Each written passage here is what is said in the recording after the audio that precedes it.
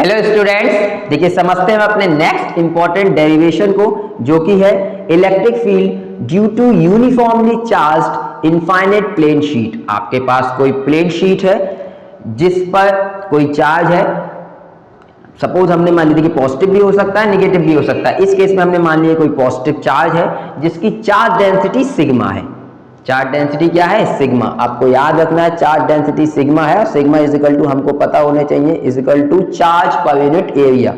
Charge density क्या होती है? चार्ज पर यूनिट एरिया, मतलब क्यू बाय ए। तो उसकी चार्ज डेंसिटी हमने सिग्मा कंसीडर कर ली। इस प्लेन शीट की वजह से आपको किसी पॉइंट पर इलेक्ट्रिक फील्ड फाइंड आउट करनी है। सपोज हमने मान ली यहाँ ये हमने जो ग्रीन डॉट दिखाया है, यहाँ पे हमको suppose electric field find out करनी है। तो सबसे पहला काम हमारा होता है, हम एक गॉसियन सरफेस को ड्रॉ करते हैं उस पॉइंट से होते हुए। तो हमने यहाँ पर सिलेंड्रिकल गॉसियन सरफेस कंसीडर कर ली। आप कोई और भी शेप की, मतलब क्यूबिक क्यूबाइड फॉर्म में भी आप कर सकते हैं गॉसियन सरफेस कंसीडर, बट यहाँ पे हमने सिलेंड्रिकल गॉसियन सरफेस ड्रॉ कर ली जिसका सरफेस एरिया, मतलब जिसका क्रॉस सेक्शनल एरिया ए है। क्लियर? अब इस गॉसियन सरफेस पे हमने 3 एरिया एलिमेंट कंसीडर किए, जैसे कि ये पहला वाला, ये दूसरा और ये तीसरा। क्लियर? समझते हैं। देखिए हम कैसे इलेक्ट्रिक फील्ड फाइंड आउट करेंगे। इससे हमको जनरल फॉर्मूला पता है जो फ्लक्स का है, नेट फ्लक्स का जो जनरल फॉर्मूला होता है वो क्या होता है, वो हमको पता है ई डॉट डी ए। तो समझते हैं। देखिए हम जानते हैं, या फिर हम ऐसे लिख सकते हैं, net flux through Gaussian surface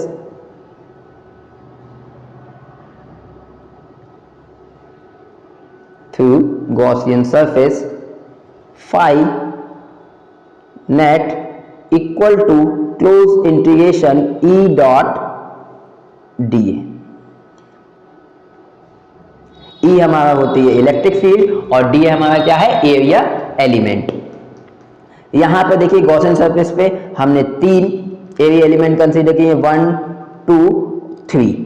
इसी तरीके से हम इस इंटीग्रेशन को 3 पार्ट में तोड़ लेते हैं, मतलब 3 पार्ट में अगर हम इसे ब्रेक करें इस इंटीग्रेशन को, तो फाई एन इक्वल टू हम इसको इस तरीके से लिख सकते हैं, integration E dot D A for first surface. देखिए इस गॉसियन सरफेस को हमने 3 सरफेस में ब्रेक कर लिया। ये वाली एक सरफेस, फर्स्ट, सेकंड और एक ये कर्व्ड सरफेस। क्लियर? एक ये कौन सी? Curved surface. इस पे हमने छोटे छोटे एरिया एलिमेंट कंसीडर कर लिए, डीए डीए डीए 3। तो इसको हम इस इंटीग्रेशन को 3 पार्ट में तोड़ लेते हैं। फर्स्ट सरफेस के लिए तोड़ा, प्लस सिमिलरली हम ऐसे लिख सकते हैं, E dot DA for second surface plus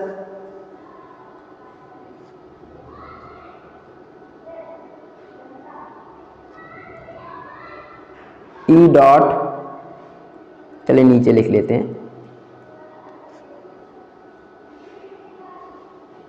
plus third surface के लिए E dot D A. 3 surface में हमने इसे ब्रेक कर लिया इस इंटीग्रेशन को डीए एलिमेंट के। अब यहां से देखिए अगर फर्स्ट एरिया एलिमेंट के लिए हम देखें, देखिए एरिया एलिमेंट की हम डायरेक्शन कैसे निकालते हैं, उस पर हम नॉर्मल ड्रॉ कर देते हैं। तो एरिया एलिमेंट की डायरेक्शन ये होगी, इस पॉजिटिव चार्ज की इलेक्ट्रिक फील्ड जो होगी पॉजिटिव चार्ज की वजह से, वो भी हमें पता है अवे फ्रॉम द चार्ज होती है, उसकी डायरेक्शन भी ये होगी।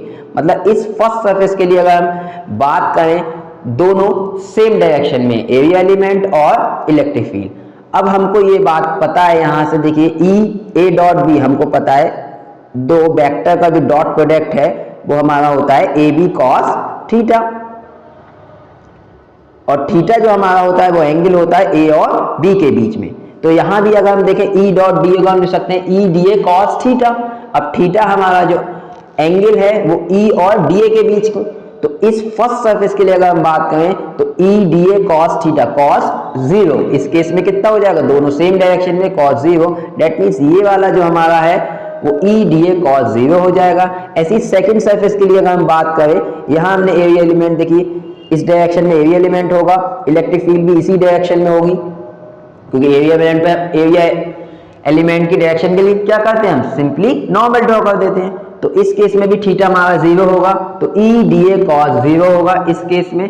थर्ड केस में अगर हम बात करें तो यहां देखिए ई डी ए, अब देखिए एरिया एलिमेंट आप नॉर्मल ड्रॉ करेंगे तो ये कर्व सरफेस पे नॉर्मल ड्रॉ करेंगे तो ऊपर की डायरेक्शन में इलेक्ट्रिक फील्ड की बात करें तो अवे फ्रॉम द चार्ज इस डायरेक्शन में, तो एंगल कितना हो जाएगा, ये 90, एंगल कितना हो जाएगा 90।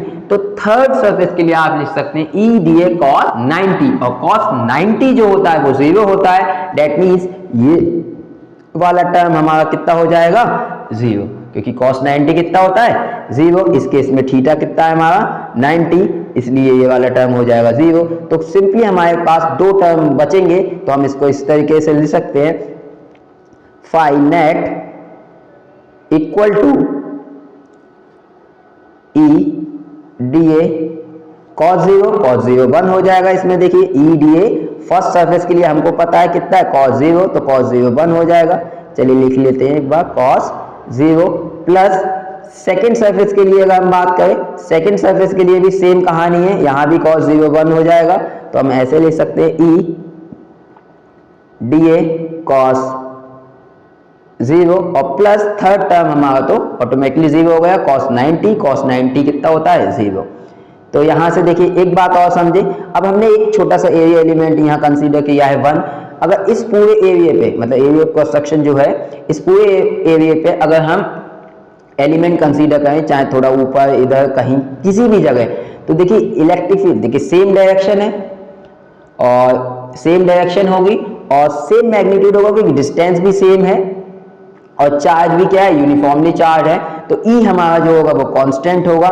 तो इस इंटीग्रेशन के लिए ई तो हम ले सकते हैं बाहर, तो हम इसको इस तरीके से ले सकते हैं, phi net equal to E constant है तो ई को हमने बाहर ले लिया, डी ए प्लस सिमिलरली यहां भी देखिए ई हम बाहर ले लेते हैं सेकेंड सरफेस के लिए, तो कितना हो जाएगा डी ए।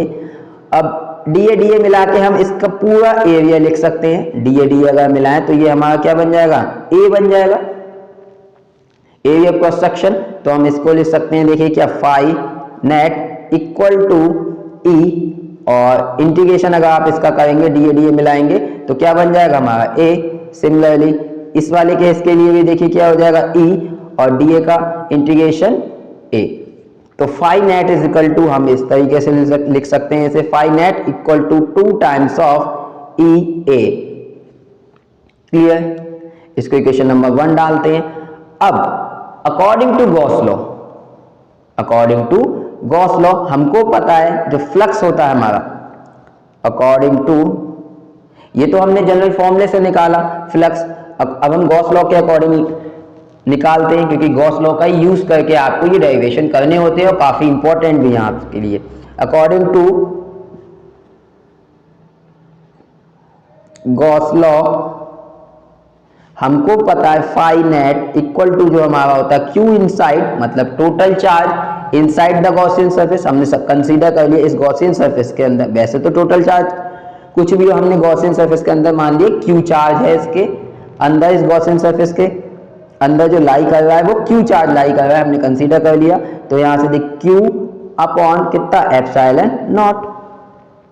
क्लियर, अगेन हम जानते हैं सिंस सिग्मा चार्ज डेंसिटी, अगर हमने मान ली चार्ज डेंसिटी, हम मान के चलने लेट द चार्ज डेंसिटी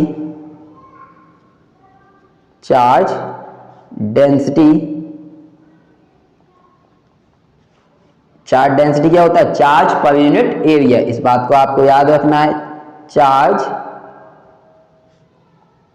पर unit area, be sigma. Then हमें पता है सिग्मा हम क्या लिख सकते हैं, चार्ज पर यूनिट एरिया, मतलब क्यू वाई ए, मतलब यूनिट एरिया पे, यूनिट सरफेस एरिया पे जो चार्ज होता है उसी को हम क्या बोलते हैं, चार्ज डेंसिटी। तो यहां से क्यू की वैल्यू अगर हम निकालना चाहें तो क्यू इक्वल टू हम क्या लिख सकते हैं, सिग्मा ए, क्या लिख सकते हैं, सिग्मा ए। तो फाई नेट इक्वल टू हमारा कितना हो गया, यहां से अगर हम इस सिग्मा ए पुट कर दें गॉस लॉ में तो क्यू की जगह हम क्या लिख सकते हैं, sigma A by epsilon naught. Clear, तो ये हमारा हो गया net flux according to Gauss law, और फॉर्मूले से हमने ये निकाला नेट फ्लक्स ई ए, इन दोनों को अगर हम कंपेयर करें या इस फाई नेट की वैल्यू को हम इसमें इक्वेशन नंबर 1 में पुट कर देते हैं, तो हम लिख सकते हैं from equation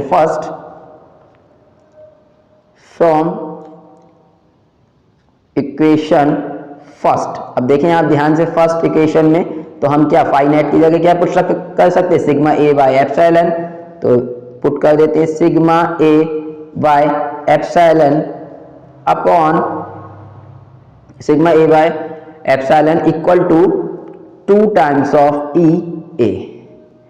here A will cancel out. अब आप यहां से देखें, देखिए ए तो हमारा कैंसिल हो गया, तो आप किसी भी एरिया की गॉसियन सरफेस को कंसीडर कर सकते हैं। क्लियर। जो चार्ज था वो हमारा sigma A, total charge inside the Gaussian surface, उसी को हमने पुट करके यहां से Q की वैल्यू निकाली टोटल चार्ज की, उसको हमने इक्वेशन नंबर फर्स्ट में रखा फ्लक्स, और यहां से देखिए ए विल कैंसिल आउट। यहां से अगर हम E की वैल्यू निकालें तो यहां से देखिए E कितना आ जाएगा हमारा, E equal to sigma by 2 epsilon naught. यही हमारा जनरल फॉर्मूला है इलेक्ट्रिक फील्ड का किसी प्लेन शीट की वजह से किसी डिस्टेंस पर। यहां नोट करने वाली बात आप अगर देखें तो यहां पे कहीं भी कोई डिस्टेंस का कोई आया नहीं है, कुछ भी, मतलब आर तो यहाँ पे आया नहीं है। अगर हम कुछ देखें यहाँ से, प्लेन शीट हमारे पास ये है, यहाँ पे हमने इलेक्ट्रिक फील्ड निकाली, यहाँ पे हमने ना ही कोई डिस्टेंस कंसीडर करी थी इसको, और ना ही फॉर्मूले में हमारी कोई डिस्टेंस आई है। तो नोट करने वाली बात इस फॉर्मूले में ये है कि कोई भी डिस्टेंस पे आप इलेक्ट्रिक फील्ड निकालें प्लेन शीट की वजह से, उसका फॉर्मूला होगा सिग्मा बाय 2 एप्सिलॉन नॉट। मतलब अगर कोई प्लेन शीट है, चाहे आप इस पॉइंट पर निकालें ए पर, चाहे इस पॉइंट पर निकालें बी पर, चाहे सी पर, किसी भी पॉइंट पर निकालें, डिस्टेंस से कोई फर्क नहीं पड़ेगा। जो इलेक्ट्रिक फील्ड होगी वो आपकी यही होगी, E is equal to sigma by 2 epsilon naught. तो ये काफी इंपॉर्टेंट डेरिवेशन है। अगर वेक्टर फॉर्म इसके लिखना चाहें तो हम इसको इस तरीके से लिख सकते हैं, vector form E vector equal to sigma by 2 epsilon naught into n cap. Here n cap is a unit vector normal to the plane.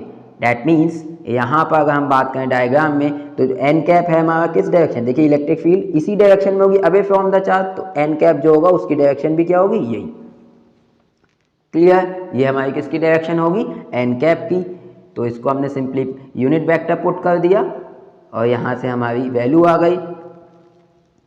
Clear. तो यहाँ से हम सिंपली वेक्टर फॉर्म लिख सकते हैं, E vector is equal to sigma by 2 epsilon naught n cap. n है हमारा unit vector normal to the plane, मतलब जो हमारी प्लेन शीट है उसके नॉर्मल। यहां नोट करने वाली आपको मैंने बात बताई दी, आपको याद रखनी है डिस्टेंस से कैसा है, इंडिपेंडेंट। तो आप किसी भी डिस्टेंस पर निकालें प्लेन शीट की वजह से, इलेक्ट्रिक फील्ड जो होगी वो कितनी होगी, सिग्मा बाय 2 एप्सिलॉन नॉट। अगर नेगेटिव चार्ज होता तो चार्ज डेंसिटी हमारी नेगेटिव हो जाती और हम इसमें माइनस पुट कर सकते थे। Clear. So thank you so much for watching the video.